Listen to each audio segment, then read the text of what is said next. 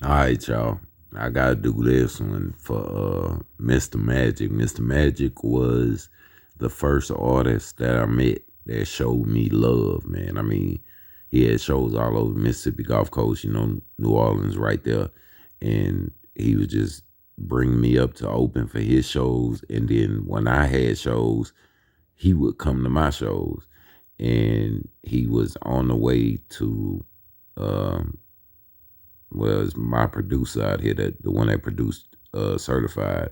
I, made sure that they got to know each other, and he was coming to a session or something with them, got took out. So we're gonna do this. This is what really happened to Mr. Magic. Rest in peace, soldier.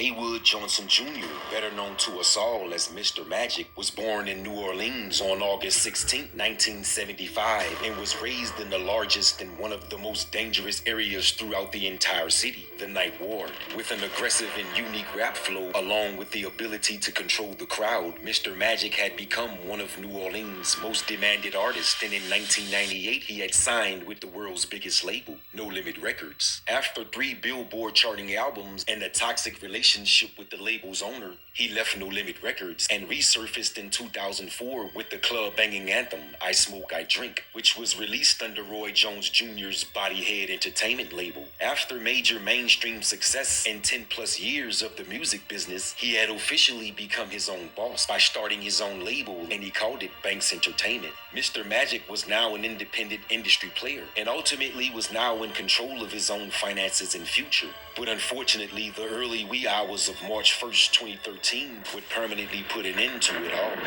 There's a story there, It's one of the saddest stories, really. I mean, Mr. Magic and his wife both died, in a car accident on the way home from a show in Mississippi a few years back.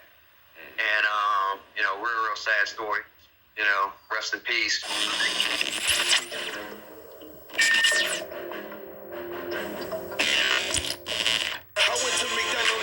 Just like y'all. First bus I ever caught, it was called the St. Paul. You know that thug.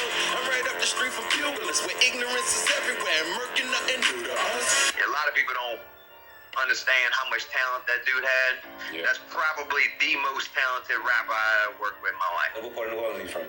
Oh, that's Ninth Ward, man.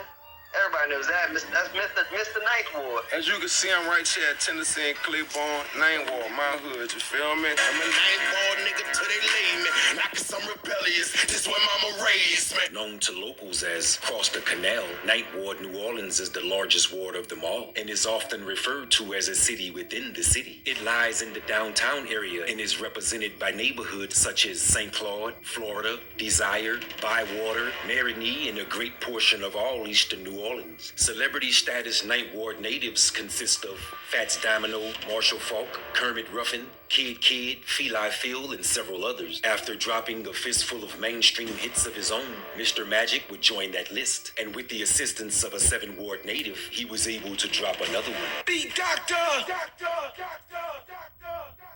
Let's welcome him by the hairstyle. Beat Doctor, that's 7-Ward soldier, man. I mean, he had been in the game forever, you know what I'm saying? Yeah. Beat Doctor had already dropped I Smoke, I Drank, and he was real hot at the time. I used to work at Guitar Center, and, I'd meet everybody through there, like all the producers coming in and stuff, That's how I got to know KLC, DJ Spin, everybody like that.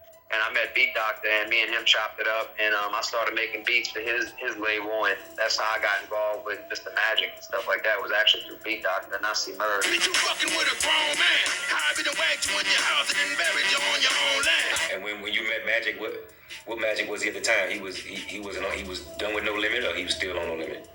No. Magic broke off from No Limit, man. He definitely that was pretty sour. Man, he got a freestyle on YouTube where he goes off on Master P, man. He does it over that Eminem beat, man, and he'll tell you the whole story in that song. Your name is no longer good. You claim the city, but we never see your ass in the hood. See the UPT done dispose you. But nah, after that, that's when he signed up with Roy Jones. Yeah, Bodyhead. I smoke, I drank. He did that with them. I'm a dog, I love her will, and I'm addicted to money. Call me blood, do it big. By the time I linked up with him, he was done with that whole situation, moving on, and we was working on his album, me and Beat Doctor. Everybody always just knows one side of Magic, right? The music that he did with No Limit, and I Smoke, I Drank. He was so much more than just that, and he had an album that was, I'm talking like on a whole nother level. Okay, tonight I'm on some fly shit. I'ma walk around this motherfucker like it's my shit. I'ma put my hands on your old lady like she my bitch. But I want to say that this was a single that they were planning on dropping to probably launch Magic's album, and I want to say that they didn't drop it until after he died, and it was more of like a GoFundMe type of thing or something like that. I could be wrong on some of that. But the song's called Blow My High. It's got A Baby on it. It's got Juvenile, Magic, my boy Greedy, produced by Beat Doctor. The song is off the chain. Know your game, we rolling, man. Somebody getting it when it's over, don't you overhang. And you can see it in my eyes. Only I'm feeling good, ain't gonna let you blow my high. We had other songs too. There was a song with Hurricane Chris called Yeah that I worked on with Magic and Beat Doctor. That never got dropped due to some issues with getting Hurricane Chris on the video or something like that. So I'm back, you feel me? Tell the world I'm back. You know what I'm talking about? Be on the lookout for me. You know what I'm talking about? Anytime, anywhere, it don't make a difference. Holla at your boy. You know who I am, Mr. Call me when you need me. After serving his due diligence to the game, he was ready for a higher level of success. And with a powerful production team and superstar qualities, Magic was on his way back to the majors in a profound way. But unfortunately, the morning of March 1st, 2013, it was all taken away. And you mentioned earlier, you said him and his wife was together when the incident happened. Where were they coming from? I believe they were coming from a show. Yeah, show in Mississippi, I believe, if I remember correctly. They got hit by like a truck, something, like a 18-wheeler or something. And was basically killed instantly in a car accident. Yeah, it is a sad situation, bro. Yeah, I think they might have dropped a song right after that featuring Juvenile with Beat Doctor on the beat. See, Angela, daddy, the beat cool.